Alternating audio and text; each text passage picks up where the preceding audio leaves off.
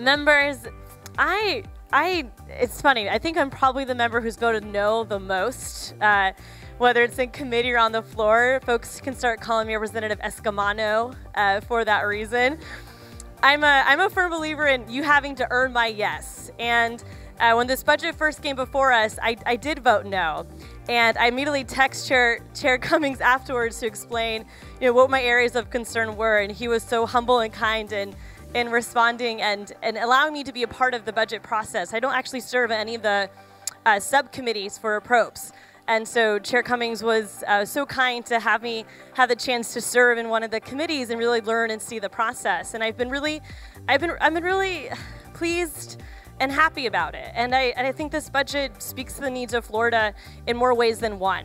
Members know of my passion for a lot of issues.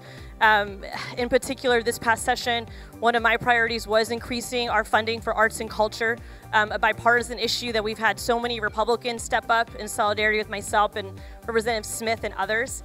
We've increased that budget nearly tenfold. And though we're not yet still fully funding the Department of Cultural Affairs grant program, that would take about $62 million, we're much closer than we were last session.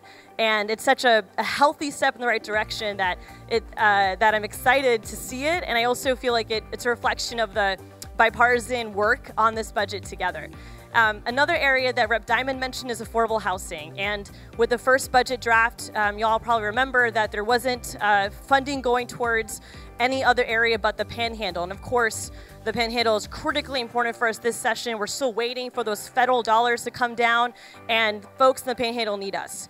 And so knowing that that's a major focus of the budget, we were still able to return some of the trust fund dollars to go towards other parts of the state, including Central Florida. And Central Florida has a huge affordable housing crisis. Our rent in Orlando is comparable to rent in Los Angeles. And so for us to have these funds coming back to our area is important too. And though we are still sweeping part of the trust fund dollars, we're moving the right direction to maintain those funds. And I hope next session we do even better to keep those funds where they belong. On the education front, of course, y'all know I always have concerns about protecting traditional public schools, though I'm not 100% content with our education budget. I do thank Chair Latvala for working on increasing our base student allocation even more than the governor requested, and I think that's impressive for us and, again, another trend for us to maintain.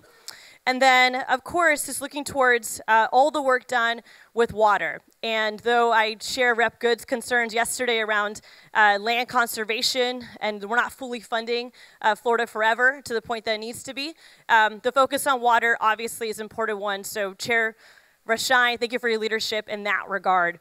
I did have questions yesterday for Chair Fine about UCF, and I remain really hopeful that looking at next session, we'll get UCF, back in a place where we can begin refunding some of those projects. This was a tough year for UCF.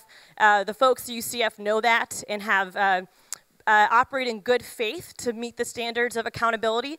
And as one of the fastest growing universities in our state and country, and a proud graduate myself, I know that UCF has not been forgotten by this legislature, and going to next session, we'll have a chance to work with UCF and make sure it's fully funded to the needs of the needs that they need to continue on their path of greatness. And so with that said, I look forward to switching my vote. You've earned my yes, Chair Cummings.